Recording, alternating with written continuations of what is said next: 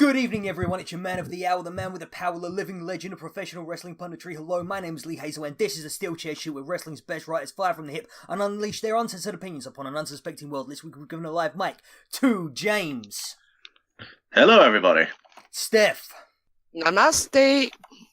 And not Samoan Joe, newcomer Joseph. And do you know what? I've never actually asked you how I pronounce your second name.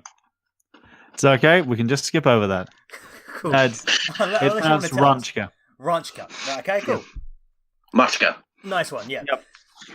Funnily enough, actually, my mom does actually get her Nectar card vouchers through to Geraldine Maczka, so it runs in the family, clearly. A lot of crushing going on in Joseph's family tree, right?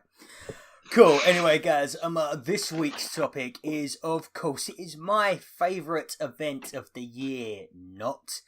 It is Elimination Chamber, something that, frankly, I think should have gone out with the PG era, and I'll get to that in a moment. But first and foremost, I must ask, is there anybody here mad enough to have seen the pre-show? Nope. Joseph, did you? Nope. I technically did watch a bit of it, but I skipped through to see if there was a good social media lounge segment, because sometimes they actually are okay entertainment, and see if there was anything important about the pre-show match. And beyond the fact that Curtis Axel and Bo Dallas came out in matching gold blazers, no. Okay, oh, man. So there we go. Didn't Covered see that much. I always stand by this on pre-shows, is that it's always there for people that have not bought the WWE Network, and if you have, you don't need to watch it. It's fine. It's not there for you. It's there for newcomers. No, yeah. It's there also for hardcore Pete Rosenberg fans. Oh yeah, of course. I mean, everyone loves the Pete. Of which there are millions. But not 4 of them here. Well, I suppose it's. I prefer Rosenberg. Prefer Rosenberg than Sam Roberts. Mm-hmm. I don't even know who Sam Roberts is. He's the one with the curly hair. Oh, him. Yeah. I know what you mean. Definitely prefer Rosenberg. I feel like that's a separate podcast in itself. Yeah. Oh, gosh. Yeah, no, I was actually going to say we're going to try and stay away from the tangents today, guys. Just because, we're a concise podcast, everybody. I actually skipped, last year we had the United Kingdom tournament around the same time, so I decided to skip Elimination Chamber entirely in favour of the United Kingdom tournament.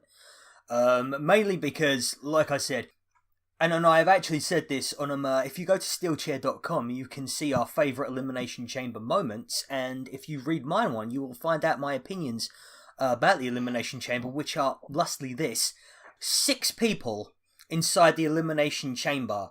The Elimination Chamber is a smaller space than all of the competitors get to be in usually. You've put mats on the outside, which they've been doing since last year, and it's just, what is the point of the Elimination Chamber if you don't have that fear of danger, if you don't have that kind of brutality? Every year it's the same thing. They promise this anarchic, violent, brutal contest between 6 people, and every single year it's the same spots, it's the same thing. There's no anything that would have made this really awesome back in the Ruthless Aggression era, when they introduced this with people like Shawn Michaels and Jericho. So I don't understand the Elimination Chamber as a construct in PG era WWE in the first place. So, without further ado, guys, let's ask Steph what she thought of Alexa Bliss versus Bayley, Mandy Rose, Mickie James, Sasha Banks, and Sonya Deville in the first ever women's Elimination Chamber match for the Raw Women's Championship. I honestly thought it would be a bad match. It would not be great.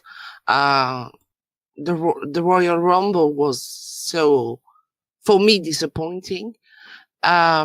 And honestly, it was the match of the night, which was pretty surprised. It was really something that, I was not expecting to see how the a new side of the participants. Bailey was really appearing much stronger as she used to be. The French commentators are always calling Mickie James grandma, but honestly, grandma did a great job. Really. Of course, Mandy Rose was out the first, but Sonya Deville she was extraordinary in the very beginning of the match. But yeah, Alexa Bliss won, as expected. The promo she did after the match was absolutely awesome. Letting us think that she was so overwhelmed, and then boom. I love that. No, I really thought it would not be a great match, because I'm not a huge fan of this Hell in a Cell and now Elimination Chamber for women. I don't think it's fitting, the two things, women in this kind of cages. But honestly, it was a great match. The best match of the night for me. But Alexa Bliss is still the champion, and I'm not surprised of that at all. That's all I have to say for the moment. I'm gonna agree, because I definitely thought this is better than the men's elimination chamber match for multiple reasons. One of them being the fact is that the stories in this one felt better and all around made me care more, especially with the mid-match rivalry between Bayley and Sasha Banks, which they actually seem to be pulling the trigger on.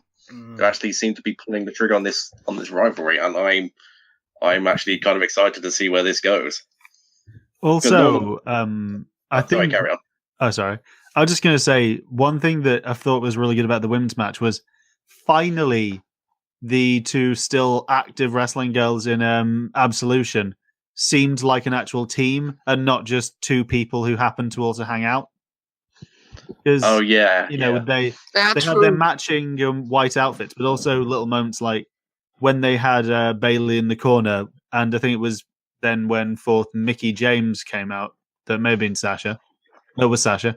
Yeah, and they were both looking around as if to kind of have each other's backs from anyone else coming out. It actually, for a moment, looked like they were, a team, because at least even the Riot Squad have just been wearing the same T-shirt recently. It's just little things.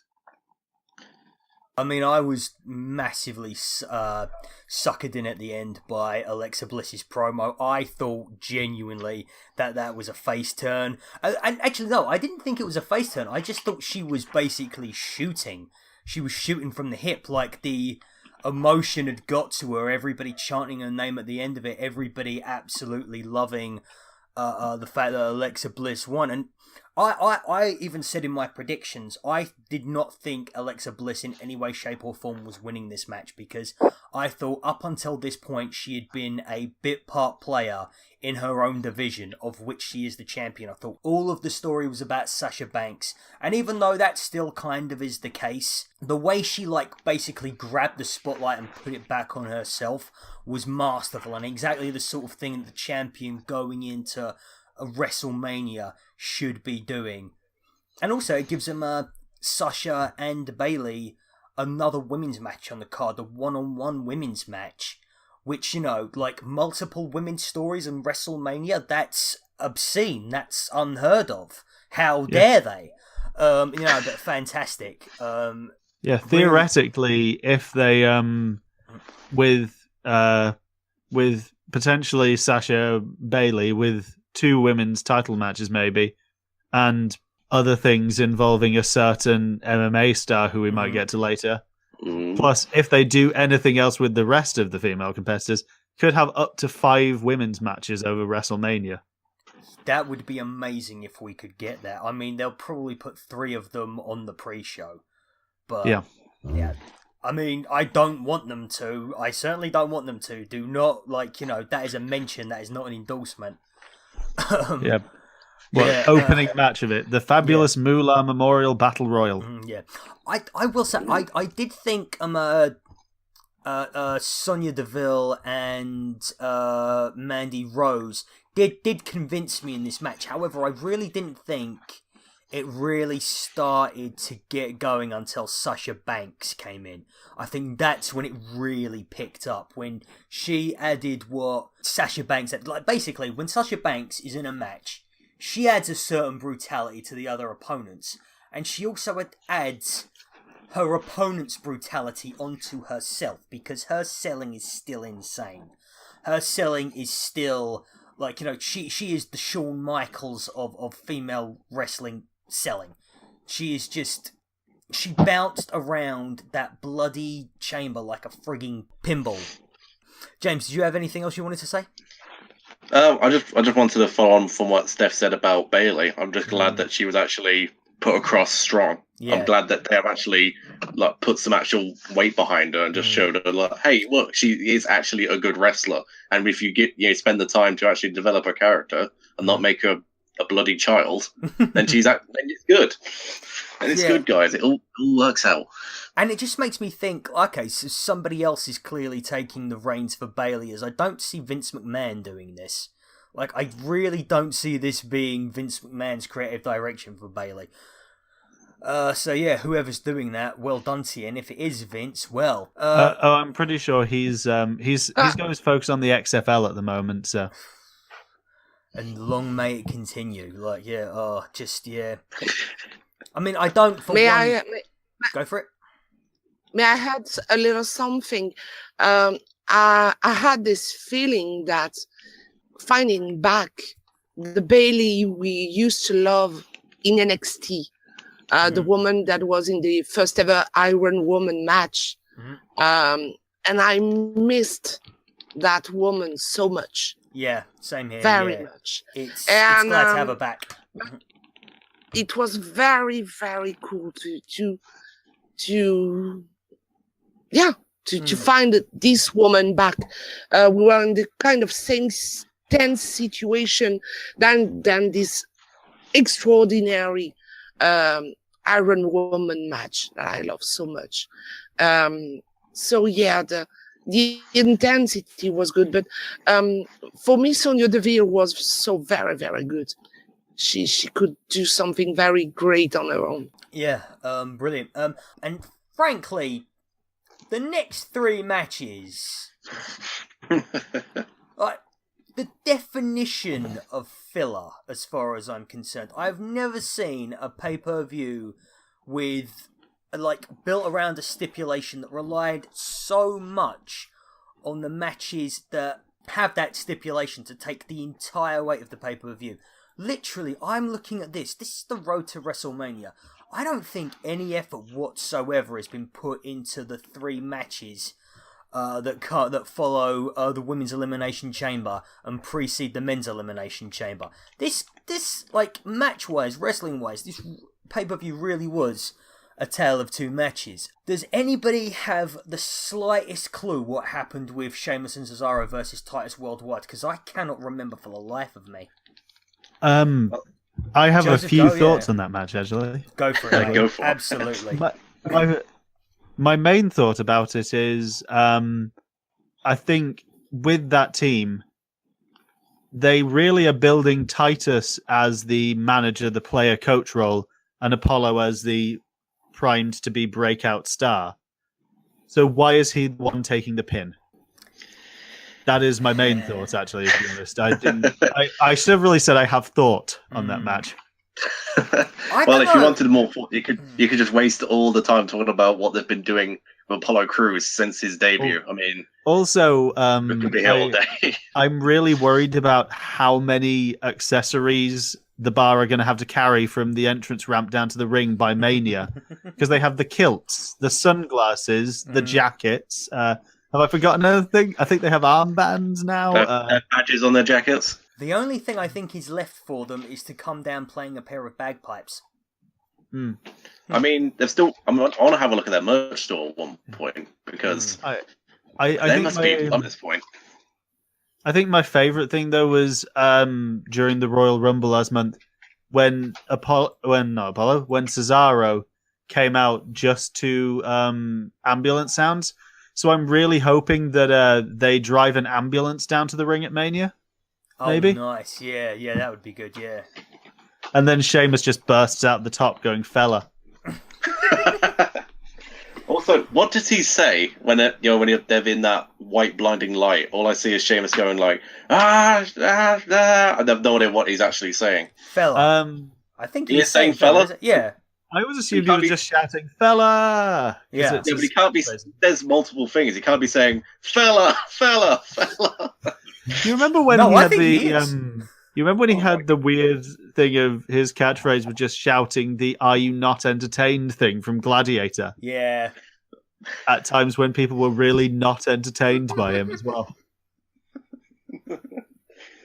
That was really blind. Which, I love Sheamus. I think he I think it was an Extreme Rules match it was a last man standing he had with the Big Show. It's probably my favorite Big Show match. I think his 2 out of 3 falls with Daniel Bryan was great, but he's also had some bad times in his career. He's in a good place now, though. Yeah, he's in a better place. Yeah. The Bar should just hold those titles until they finally work out how to make the Revival good again. Yeah. Well, what happens to need? And I sound like a broken record because I mention this every single month. The biggest imbalance right now is essentially the Raw roster in their tag teams. Sheamus and Cesaro, the Revival, and Gallows and Anderson all basically perform the exact same role with one another. So 2 of those teams at least have to move over to SmackDown. And on Raw you have to get either the New Day, Gable and Benjamin, that would be fine. But just people who will give that tag team division a little bit more variety than what they currently have. Steph, do you have anything you wanted to say? One thing I want to say about this match, I fell asleep in front of it. I don't think it's either or it's the fault of either team as well, because I don't know if the 3 of you have watched last night's Raw as well, but they had another match between the Bar and Titus Worldwide, and it was actually a really fun match. But I think it was quite clear with that match, we need to kill some time before the men's chamber or before Rousey comes out. There was no thought put into it. There was no entire reason that they would have the match beyond just, we need more, and it makes sense to put our tag champs on the card as well. I fell asleep, but I saw a bit of the match.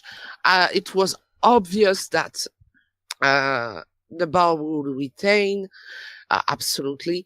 Some said they put Titus and Apollo in the match because it was Black History Month. Well, it was good to give them a chance, but there was absolutely no reason to strip the Bar of the titles. I think the 2 out of 3 falls match they did yesterday night was better, but I didn't have the chance to see it for the moment. Why not? They're pretty. The mix of Apollo and Titus is pretty cool to watch. So yeah, but I fell asleep watching the match. So.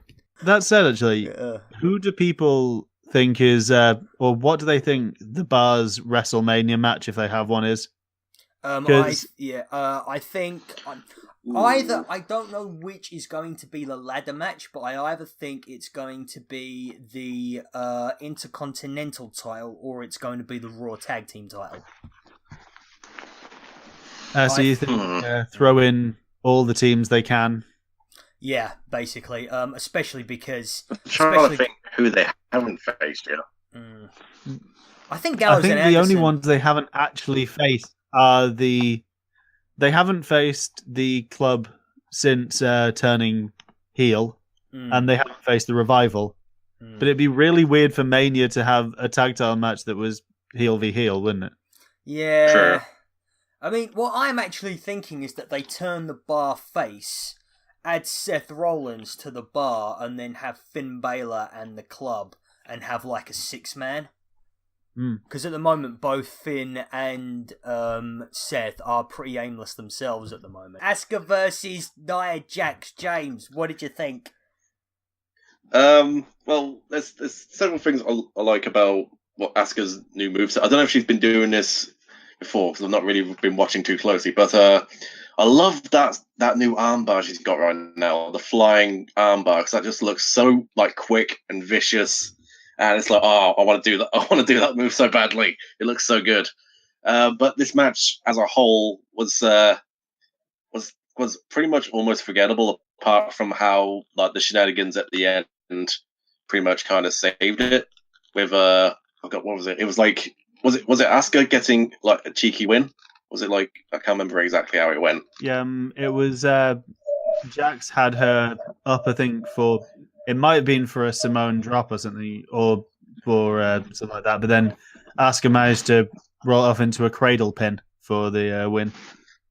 Yeah, and then she was like, "Oh yeah, celebrating," but then Nia Jax decided to like, "No, I've had enough of this." Basically, just throw her about and then crash her through the outside barrier, and that was pretty cool. I mean, that pretty much sets Asuka up for some stuff pre-WrestleMania. So that's what happened. Because I left I was absolutely certain after the Elimination Chamber was over that's what Braun did to Roman Reigns, but I think I'm getting that mixed up with what Nia did to Asuka. It's almost like having 2 beatdowns after someone else won a match on the same show. It almost makes them hard to distinguish which was which. Oh, yeah. It's almost like... Fortunately, but WWE that never... would be bad writing, Joseph, and we know WWE... always the best writing. Yeah, I mean, they never reused their ideas within 20 minutes of one another on the same pay-per-view. They never do that.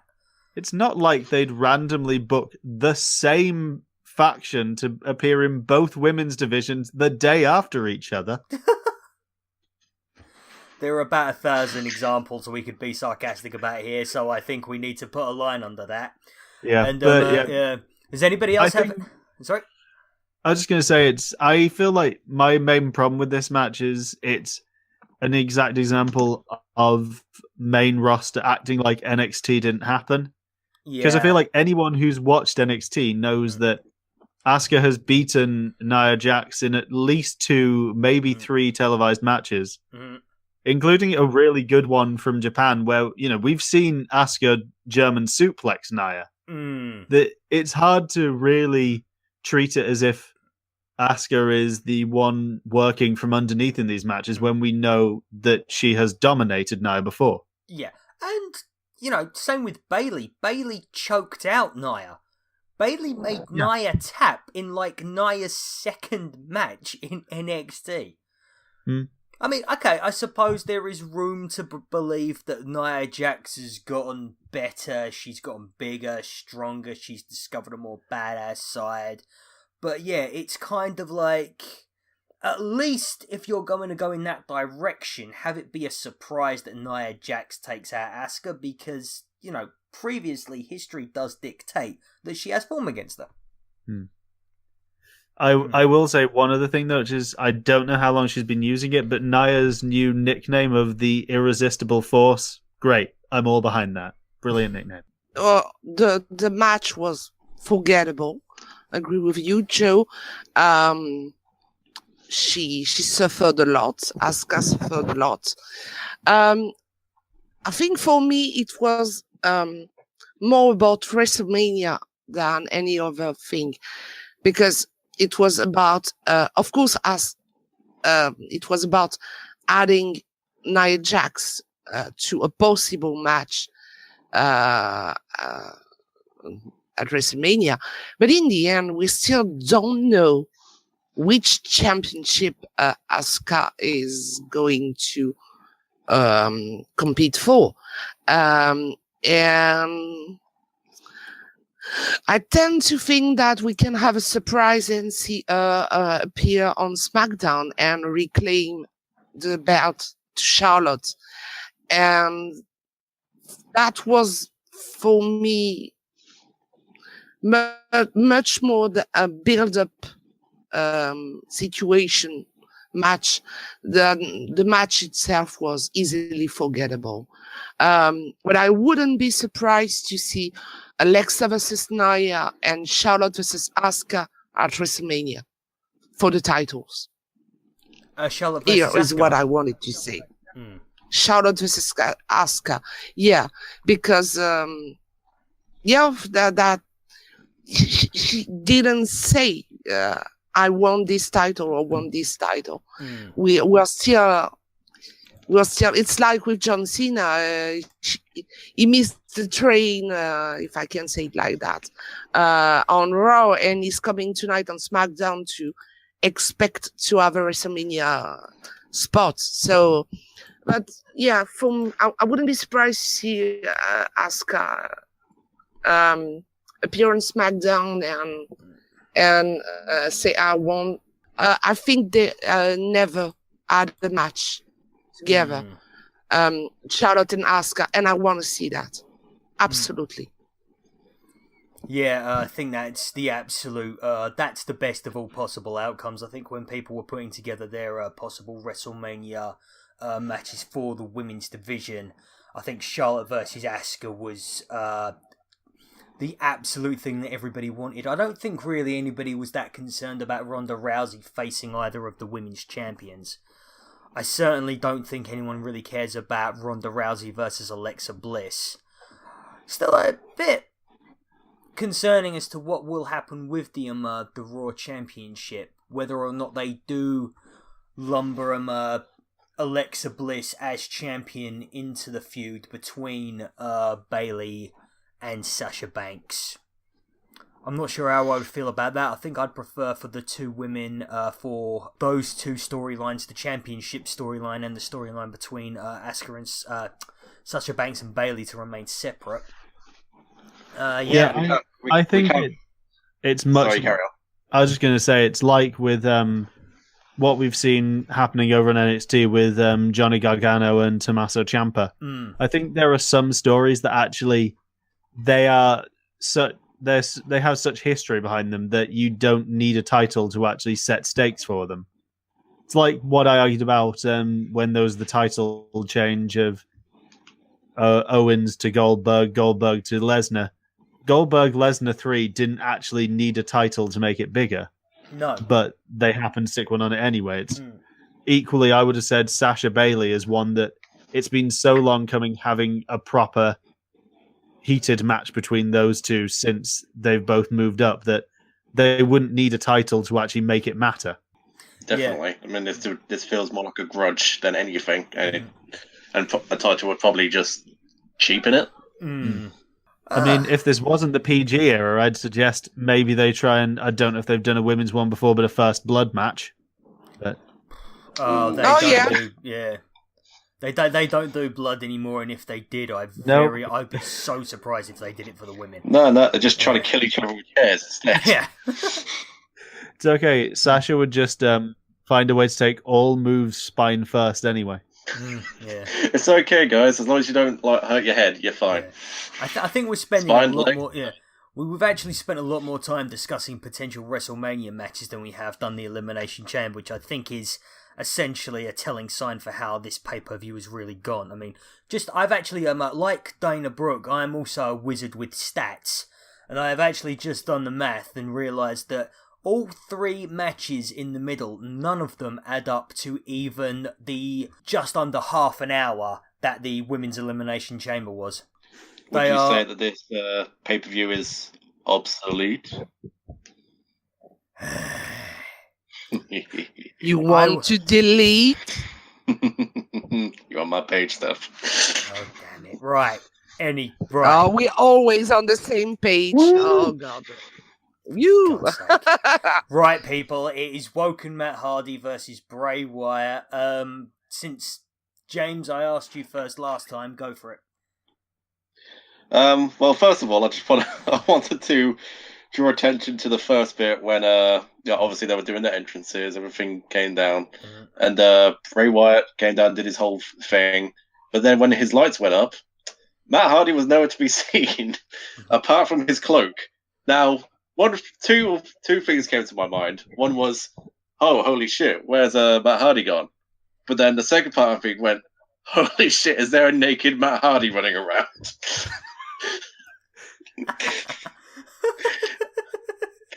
I think they're opening the door for a return of naked Midian.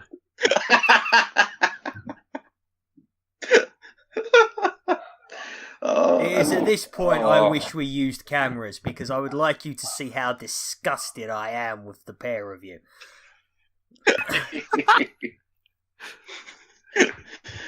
And basically Matt Hardy was doing all this cryptic stuff over the microphone from some unknown place, and I'm still not sure where he went. Even Bray Wyatt checked under the ring and he wasn't there. But then suddenly he appeared on the steel steps to the right of him, and then the match got underway.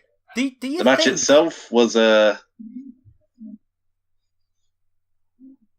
on, go ahead. Right, okay. I thought, do you think when he looked underneath the bottom of the ring and saw that he wasn't there, that maybe he actually was, and he was just pretending like he wasn't? Do you think that might have made sense? Maybe. Yeah. Maybe, but it's like he could have just slipped through the right side of the ring and then just ended up on the steps. But they didn't even address like where he came from, and I think it says a lot that not even when Matt Hardy appeared, the crowd was pretty much silent. Yeah, there wasn't a big reaction like, "Oh my god, there he is!" It's kind of like, "Oh, there he is." Well, I mean, everyone was so anxious to see WWE's take on broken Matt Hardy, and I'm afraid to see. Well, you got it. This is the take they were always going to take: a diluted, mainstreamized, normalized version of broken Matt Hardy that doesn't have anywhere near the level of insanity or colour or vibrancy that this gimmick needs in order to actually get over, in order to survive.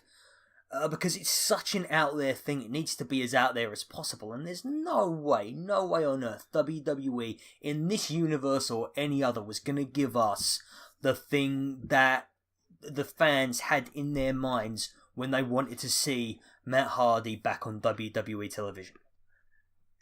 Yeah, I mean, in a dream world, I'm hoping that they do something akin to when Rowdy Roddy Piper and Goldust had their Hollywood backlot brawl at Mania, and that it's all building to, because we've now got Wyatt, hasn't got a match for Mania. We've got Hardy. They haven't had their this wasn't the rubber match they viewed, was it? This was just Hardy now has a win to balance out Wyatt's win, I think.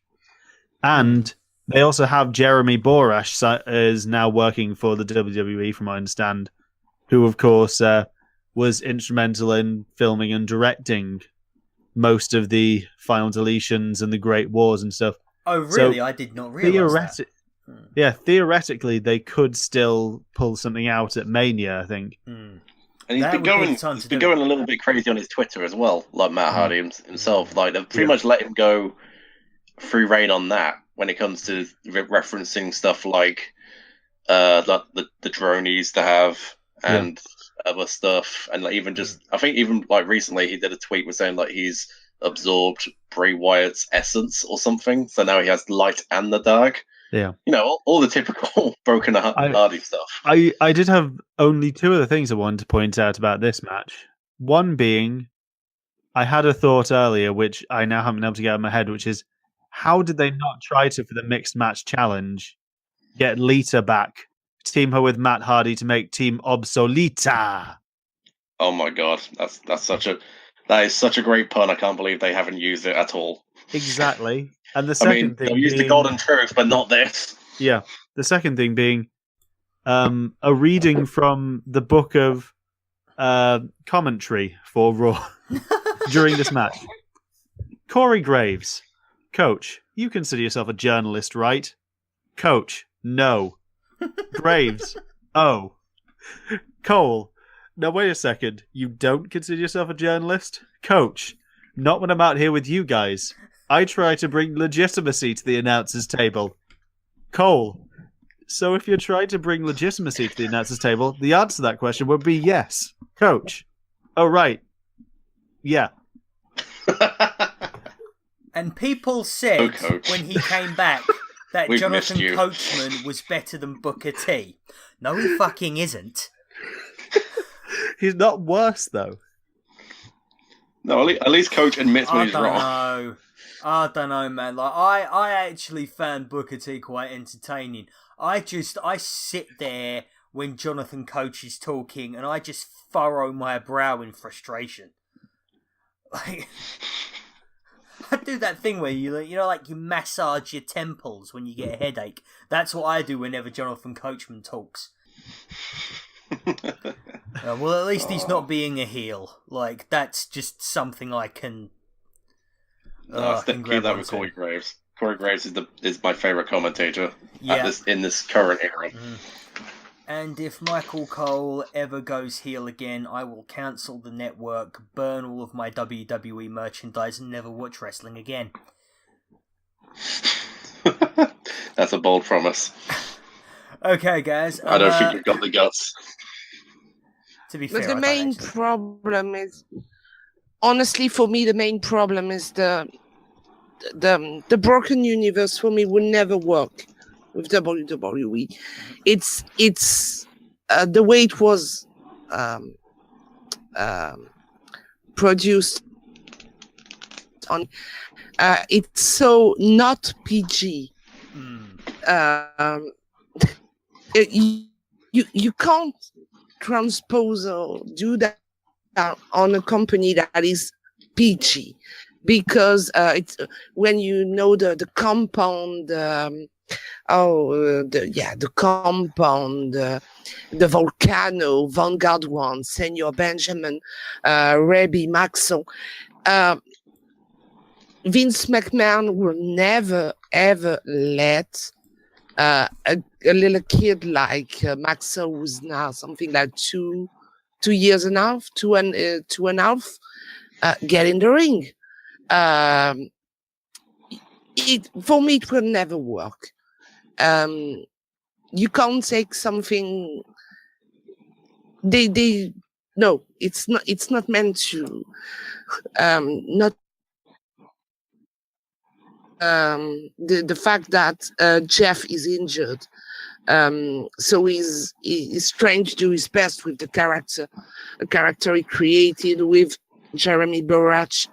Joe, you were right about that, but they really have to rebuild something around that. The match was when I wrote my predictions, I don't remember what I wrote. Matt is going to love so hard or so high, he will drive Bray Wyatt normal. Quite strangely, the delete thing was working for me better. Where at the very beginning, when they come back last year, was a live event. Last May, and there was in the Hardy Boys gimmick, and everybody was like delete, but no, it's not credible, and something is missing. It's not what it's supposed to be. And I was also saying that you were right, Joe. It's everything. It was created, if I can say it like that, by Jeremy Borash, for the most part, and it's supposed to work with NXT, but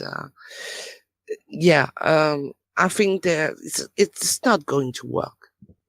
And you heard about my prediction? Yes, I heard you laugh. So, no, for me it's not working. The feud, the broken universe, no, something is definitely broken.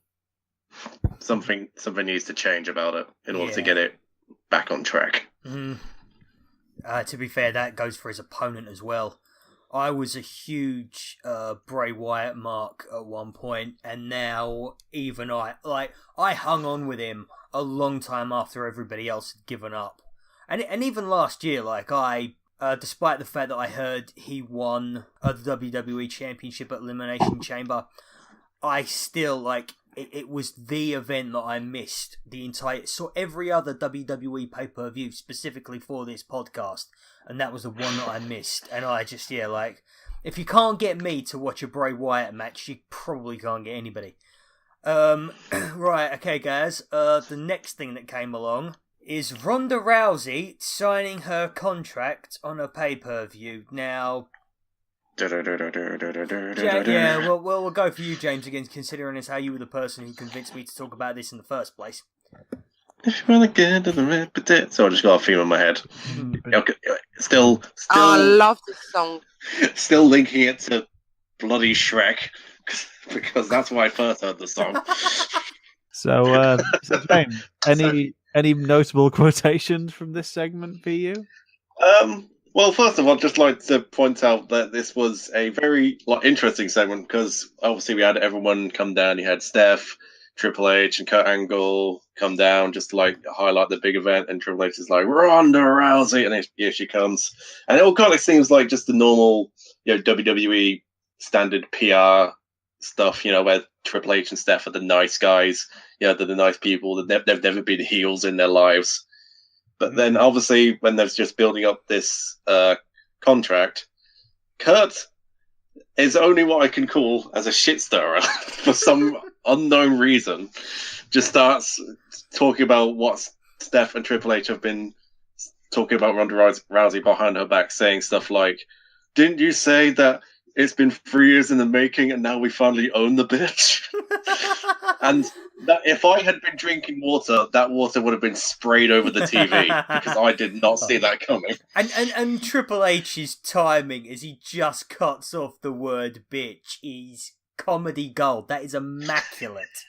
The guy has been doing improv classes. That was fantastic. And then that continued with basically saying Kurt's got pneumonia, so I'm gonna go take him to go see a doctor or something. They're gonna take him round the back and shoot him. I've got the shovel ready. So Triple H has always got the shovel ready. He's being dragged away, and Ronda's almost close to signing the contract. Then Kurt pipes up again, saying stuff like, "Oh God, what does he say? Something like, oh yeah, there also Steph mentioned that she could take on someone like a has-been like Ronda Rousey," and that obviously got Ronda very pissed off. That almost led to a confrontation there. Luckily, Triple H managed to calm things down for the most part, until Ronda Rousey put her through a fucking table. Put him through a fucking table. Oh, I'm so disappointed you corrected yourself there. That was so funny. No, you were just saying "huh" as in lowercase h, right? Oh yeah. That's it. Thank you for the save. And then obviously Steph was a bit pissed off from that. She slapped Ronda across the face and did her best Vince McMahon impression by going, "Who do you think you are?" I like then that also Rousey, being fully aware of camera angles, was just like, okay, adjust all of my hair to the other side of my face before I turn it. Then look up dramatically. Yeah. And then that cued Steph to go okay, I'm in the ring with an MMA fighter. I should probably leave. I'm in the ring with an MMA fighter, and there's some form of cage-like structure hovering above the ring. Yeah, that is a point. If there is anything in WWE that looks like an MMA cage, the Elimination Chamber is it. Hell, I actually think that was the inspiration for the original Elimination Chamber was the Octagon. Well, was the Elimination Chamber allegedly created by Eric Bischoff? Yeah, but I think he was inspired by... Yeah. It's a Mad Max inspiration. Oh, the Thunderdome. Oh, right, okay. Oh, so it's inspired by the WCW Thunderdome match, then? Yeah. We don't talk about WCW. But it's really related to Mad Max and things like that. Yeah. I made my research. And so, Ronda signed the contract. She's now part of, is it Raw? She's now Raw. And she threw the contract onto Triple H's, like, just broken body, and then just leaves. Which, by the way, like, the crowd did chant something like, "You fucked up," but I wasn't sure who fucked up and where and when. I think they chanted it just after Steph slapped Ronda, as if to say, "Oh, you shouldn't have done that." Okay. Exactly. I'm normally just used to the crowd just being dicks at this point. Yeah, so. I think they were chanting it as she fucked up the character, not the performer. Be clear, WWE audience. Yeah. I don't get you anymore. It wasn't like she slapped her and then the crowd started going, "Botchamania." That's what happened. That's all that happened on a pay-per-view, a contract signing. Yeah. So I think that in a weird way, though, having this seems like it's building towards the two, to Rousey and Angle versus Triple H and Steph. Not you, Steph. The TV Steph. No, put Steph in. That makes it way more entertaining. But yeah, I think this is actually a good way to go for Rousey because it's a good match to start her off, to showcase her in a way, before then, if they're committed to her actually being a full-time performer afterwards, night afterwards, she can have just an actual match with, I don't know, Dana Brooke or someone and easily beat her. But I think it's better that they're not immediately throwing her into a match with actually another female performer of note yet, having her prove herself before she gets immediately inserted into the title picture, at least. This is the fault that we've fallen into, though, Joe. That if it makes sense, they won't do it. Yeah. Oh yeah, that is basically the mantra of this show. Time somebody comes up with some really excellent storytelling or booking ideas, we say, and that's a good idea, which is why it won't happen. Even if that's pretty much what they seem to be doing, they'll just change their mind at the last minute. Precisely, probably. Yeah. One last thing I would like to mention. How great is that picture of Triple H winding up to punch Kurt Angle in the face? And Kurt Angle is just, like, trying to remember what he had for dinner. Like, it is... That is the best wrestling meme ever. Have you watched it in action? No, I haven't yet. No. I'll do so after this, yeah. It's so weird, because it's just like, it's the end of the show, and obviously they're doing this thing where Kurt feels like he's just avoided controversy, and he's like, whew, I'm fine. Then just Triple H just comes in with like a throat punch and then just leaves. And then that's the end of the episode. Wait, really? You're going out on this? I expected you expect something like maybe like a spine buster or a pedigree, but he was just like hota and then run. Well, the thing is that WWE, now that since Seth Rollins took over the pedigree, Triple H thought, I need a new finisher. Big Show's not using the knockout punch at the moment. I'm gonna just punch this guy in the throat and run away. Steph, do you have any opinions about Ronda Rousey in this segment, or are you like me and just don't give a shit whatsoever? When I was putting together the predictions the day before, because I am the predictions collector, and I was trying to, I hadn't write my prediction at that time when I was collecting them, and I just typed like that. Why not Angle and Rousey versus Triple H and Stephanie at Mania? It was just like that. And so yesterday night, because I watched the second part of the pay-per-view yesterday night, and when I read, of course, I read before it was happening, was like, what? And my crystal ball is really, really good. It was super, I won't say it's good, it was predictable, but they knew they can't have The Rock at Mania. Is not going to be available. You have to remember what happened 3 years ago. And I think in some ways, they tried to make us remember what happened 3 years ago. But Kurt Angle was so goofy. It was like, it was like, oh, we love you, Ronda. Yeah, you and has-been. They said you and has-been. It was so... It was funny, but it's at the same time. We are going straight to that. Triple H, Stephanie versus Angle and Ronda Rousey. I'm pretty happy that they don't give her a title match or something like that right off the bat. She needs. I'm perfectly agree with her when she's saying I want to earn everything. I don't know if it's a work or whatever, but they are right with that. But she's also a big attraction for bringing new fans to WWE or making people come back.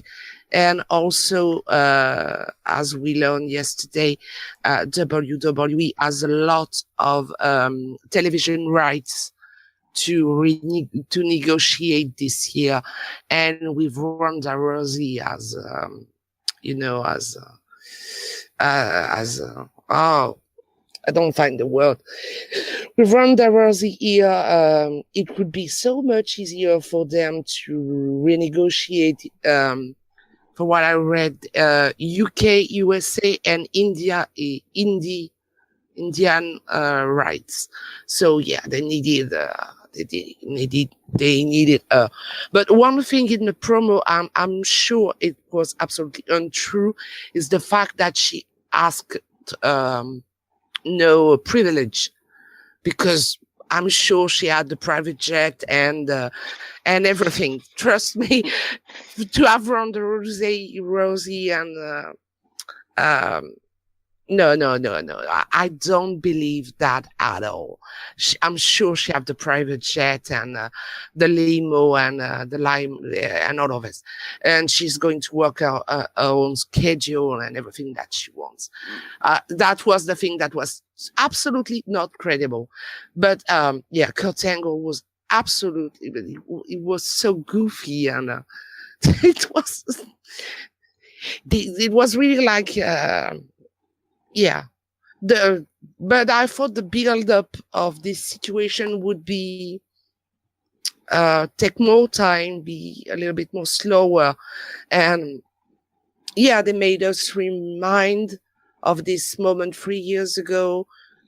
She didn't put Triple H through a table, but she attacked Triple H at WrestleMania 31. So it was like a reminder. A preludio, and we'll see what's going to happen. And I think with Raw we didn't really moved on.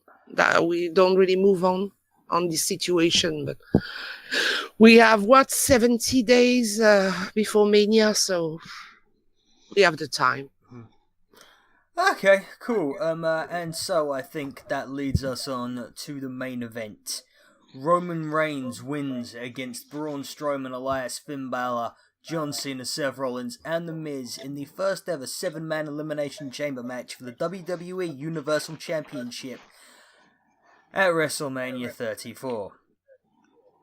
I do need to correct you there. Actually, what happened was Roman Reigns won against Braun Strowman. Oh yeah, no, Braun Strowman defeated everybody else. Yeah, which clearly, I feel like the 7-man decision was clearly done just so that they could make sure that Braun Strowman, even in loss, had the record for being the only man to get 5 eliminations in a chamber. Yeah, that is a point, actually, yeah. Yeah, but surely then, like, okay, right, if I eat a fish and chips and then somebody else ate me, don't they also eat the fish and chips that I just ate? Good point. Yeah, right, yeah. I will say, bag of philosophy today. Yeah, as a positive for this match, though, if Steph was saying earlier that it seems like the plan is now for Miz, Seth Rollins, Finn Balor, triple threat for the IC title at Mania. If that is the case, I actually think that the first bit before any other competitors came in, when it was just those three, was actually the strongest part of this match. So that makes me optimistic about that match. Yeah, I mean, I was actually going to say that gives us a little bit of a preview, of a sneak preview. Oh, one thing before we get into this proper, 7-man Elimination Chamber is no way near the biggest Elimination Chamber ever, so fuck you, Michael Cole, for even suggesting that. There has been a 14-man Elimination Chamber once, because during the tag team one, which is supposed to have 12 competitors in it, the New Day managed to get all 3 members inside the chamber with them, and Los Matadores managed to sneak in El Torito. So yeah, go fuck yourselves. Okay. Well, I gotta be honest, like, I felt that there was one very major missed opportunity with this, which was Elias was in the center of the chamber with his guitar. Yeah. Elias was the final person to enter the match. Why couldn't they have him play a concert throughout the entire first 5 entrants? I wanted him to be playing a concert from the point at which he entered the chamber to the point at which he was in the match. Oh my god, could you imagine that if he just gave every single person, like, a little, like, song-style intro? Yeah, I wanted him to basically... I wanted the commentary booth to take the final match off until Elias was in the match, and he basically does commentary in musical form. I don't know if he's that good an improviser to do that for, like, half an hour straight, but I want to see it regardless. Oh my god, it could have been like the Bard's Tale or something like that. Exactly. And beyond that missed opportunity, you know, I feel like this was very much a match which was entirely based on how much you enjoy watching Braun murder people. I gotta say, I do enjoy it quite a bit, although this was a little bit... overkill. Yeah. Watching him take everyone's finishers and kick out of them and then kill them all with a power slam. He took a double stomp to the back of the head. I don't care how big, mean or tough you are, you should go down to that. My mom fell asleep while we were watching this match because my mom is 80 and she loves wrestling. And she loves big men in big cages and things like that. And she was like, does the big man won the match? Say, which big man? The big man, the nasty, in French, of course, but she was like, see, he didn't win. Oh, not bad. And I told her, he was not expected to win.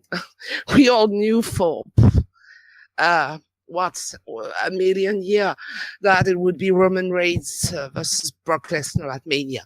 But for the match itself, it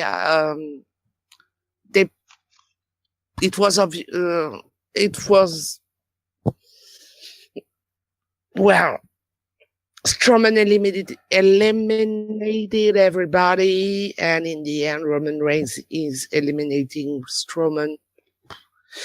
Predictable again. It was not a bad one.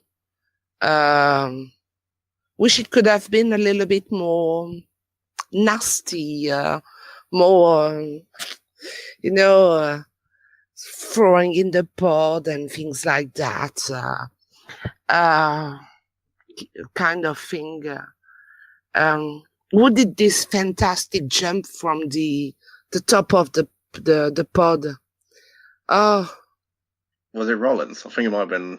it's Rollins. Yeah, I think it's Rollins. Beautiful. It was beautiful. But yeah, I wanted to see like, you know, having Strowman throwing someone through a pod or something like that. But no, it could have been a great match, but they missed the spot because they were so focused on the fact that they wanted Roman Reigns at WrestleMania versus Brock Lesnar. And we all knew that if you read the predictions, people, all the SteelChair team guys and girls did, everybody was saying the same. So it's sad in a way. It was also a way to build up this triple threat match for the Intercontinental Championship we're talking about. I loved it was everybody is hating Elias when he's singing, and he's in the middle of this cage, like I'm singing. I'm not a nice guy, so I'm in a jail. I love this kind of love that, and I wish could have. He wanted to play guitar in the pod. He was not allowed to. I would have loved to see that. Him in the pod. He was the last, so yeah. There's something that was there was something rotten right in the when the match started. We knew it was. Maybe it could be a triple threat match and have Strowman, but I think they have done that before. No, it was Kane, Roman Reigns, and Strowman, if I remember well. I still think Strowman's where the money is. I think people would be a lot more wanting to see Strowman versus Lesnar than they would be Reigns versus Lesnar. I me think, too. The thing is, it's clearly the company is massively in on Lesnar. I mean, Strowman as well, because otherwise they wouldn't have had him eliminate 5 out of 7 people in the chamber. Mm-hmm. But at the same time, I think they've planned pretty much since last Mania. It's clear they've been thinking, this is where we finally deliver on the finish that we were originally thinking for Mania 31, was it, where Rollins cashed in? Yeah. It's clear they've been thinking, this is where we finally do what we intended to do 4 years ago. But Roman's even less popular now than he was then. 3. Yeah. But at the same time, I think they can do something I don't think they fully care if people are actually, if the internet is cheering for him. I think, in one way, I almost applaud it, because they're telling the story they want to tell, not the story the fans are trying to make them tell. And, if you went to go or even if you were just watching a TV show, if you found yourself watching, say, Arrow or one of those superhero shows, if you found yourself not liking Arrow, you wouldn't then tweet the creator of it and they'd be like, oh shit, lads, they're right. Maybe we should make Green Arrow the villain now. Yeah. I think it's... Wrestling we forget that we're not the bookers. Even Booker T isn't the booker. Oh my god, have we reached the apex of this podcast? Can we all just shut it down now after that? But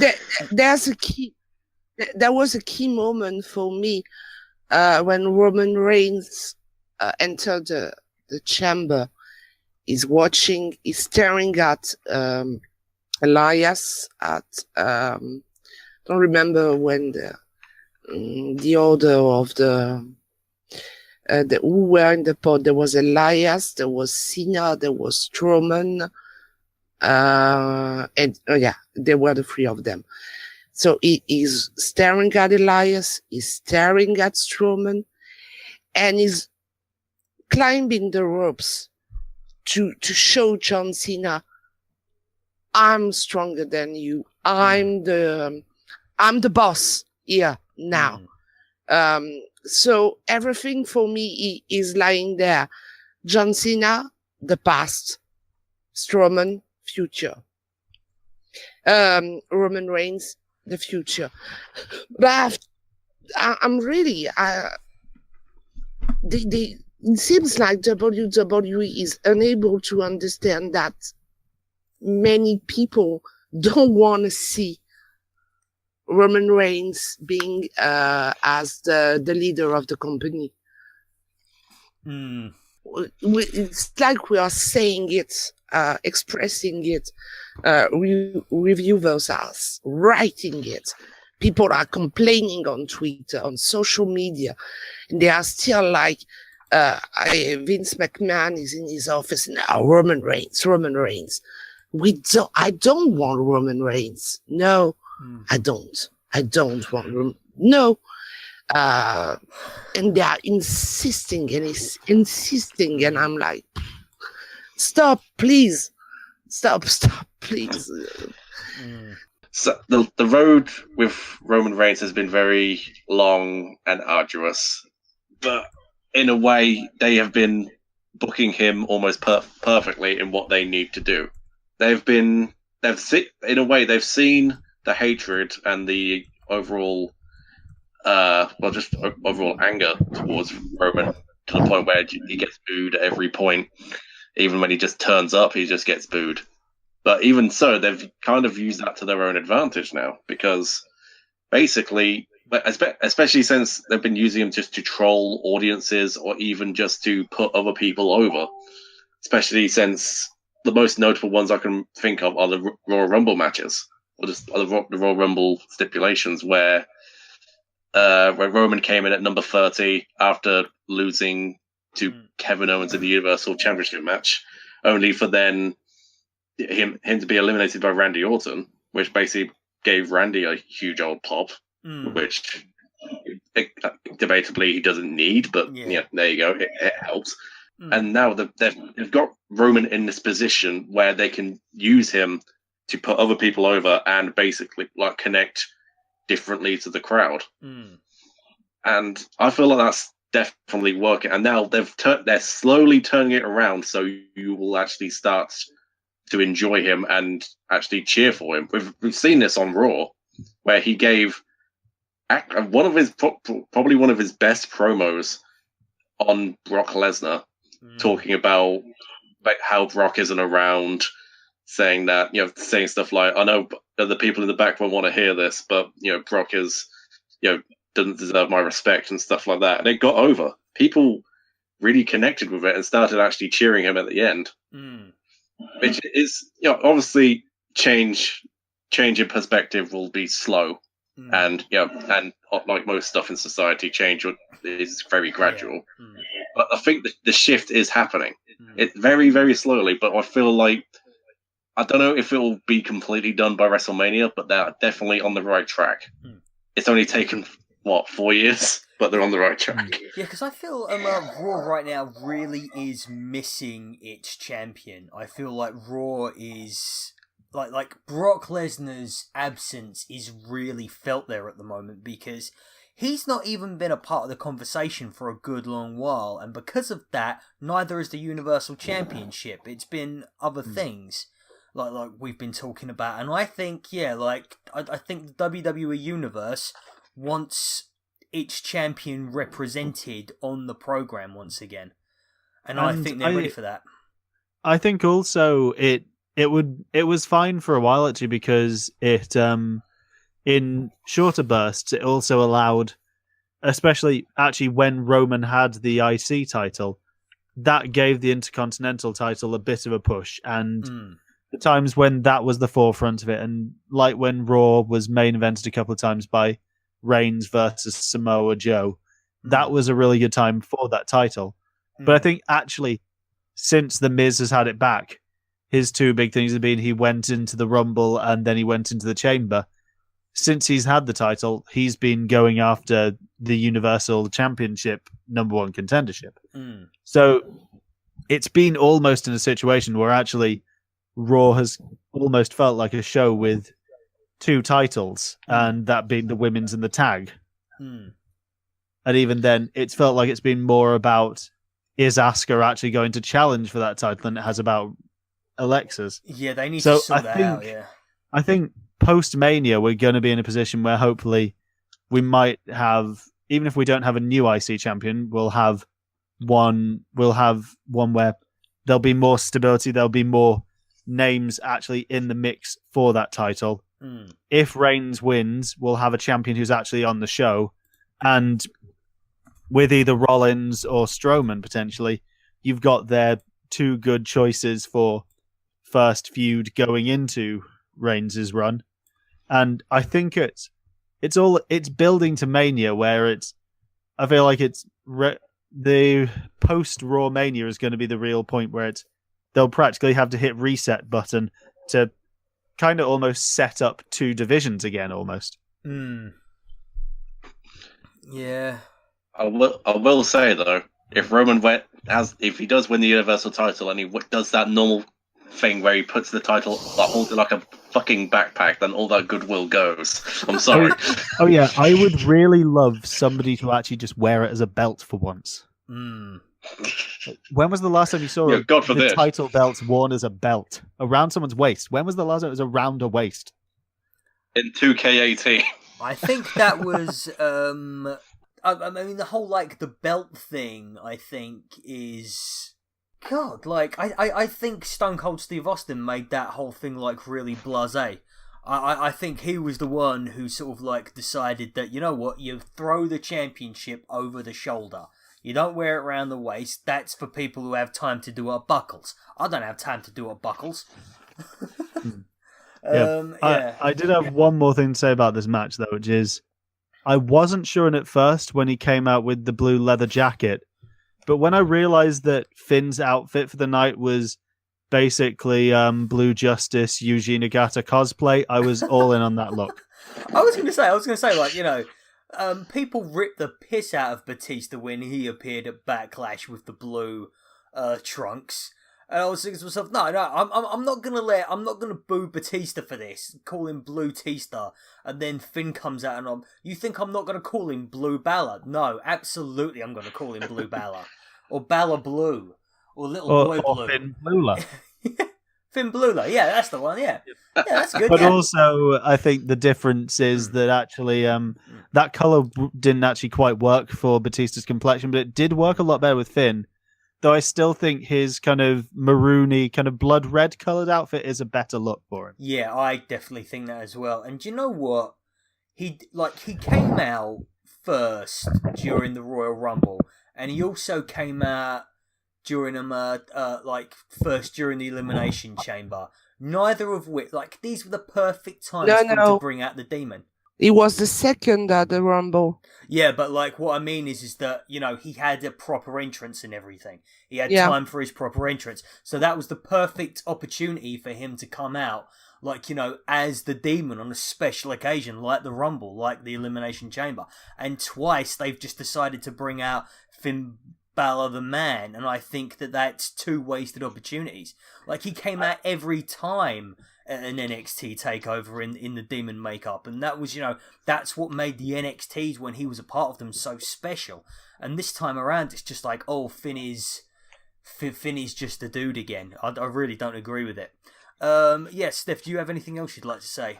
I hear some bits of the conversation, so I will try to. I was thinking Finn would come in with the rainbow colors, because of the tweet he posted a few hours before. So I was expecting to see him coming with a rainbow attire. They were always giving a proper entrance and things like that, because people love him, kids love him, girls are swooning. He's a big t-shirt seller, extra. They need to give the girls and their moment of apps to see.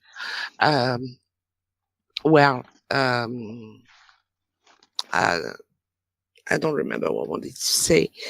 You're too focused on Finn I Balor. It's also, To be fair, it's why I've been silent. It's okay. You've got a picture of Finn just on your laptop. no, right but WWE had a serious problem too, because there was so many injuries at the same time. Ambrose, Jordan, Samoa Joe, mostly Ambrose and Joe. If they had planes, they had to change them like 100 times, and to build up a mania without knowing.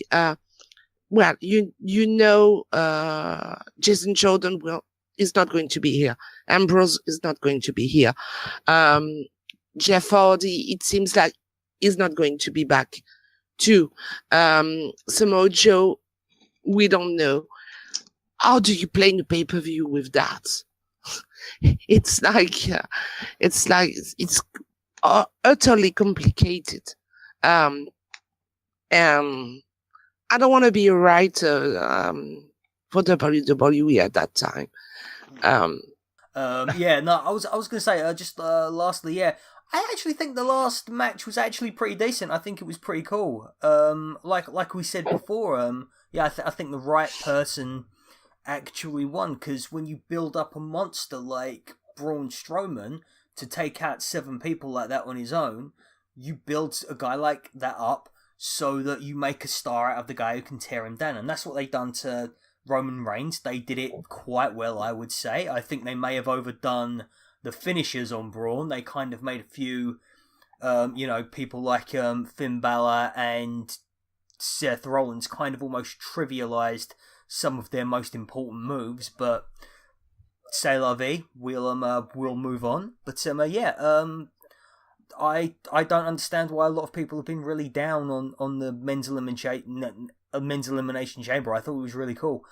So anyway, guys, on that note, oh god, where's the ending? I need to find the shooting script. Here we go. Right, there we go. Out there. Still for time. Yep, still for time. James, start singing, dance, do something. Once was a merry little love. I'm doing the dance, and now look at me, I'm dancing. Don't look at Lee, he's looking for the shooting script. No, stop, please stop. Well, if we need something to fill time, if you've enjoyed listening to me on this podcast, you can find me on Twitter at NotJoeRaczka. That's NotJoeRaczka. Also, follow at SteelChair Mag. See, he's on the ball. Yep.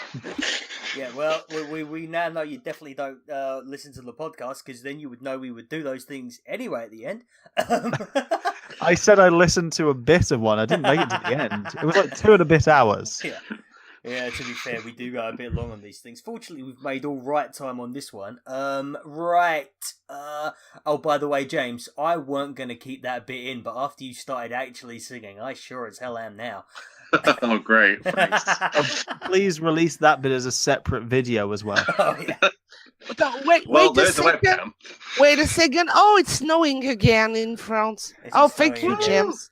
I love the ending. No, I'm joking. Okay, guys. Well, there you have it, folks. That was a SteelChair Shoot. Thank you for listening to all of our ramblings, and please don't forget to like, to subscribe, to share, to comment if you agree or if you disagree. Check out the mag at issuu.com/SteelChair. That's issuu.com/SteelChair, where you can find all of our back issues, and you can also catch us on Twitter at SteelChair Mag. You can catch Joe on Twitter at Joe. That's your cue. At NotJoeRaczka, NotJoeRaczka. That's for any of you who missed it the first time. You can find James at JamesRT101. And you can find Steph at French Nigma, FRENCHNYGMA. And you can find me at Fight Like a Cow. Thank you guys, and I'll see you all next time.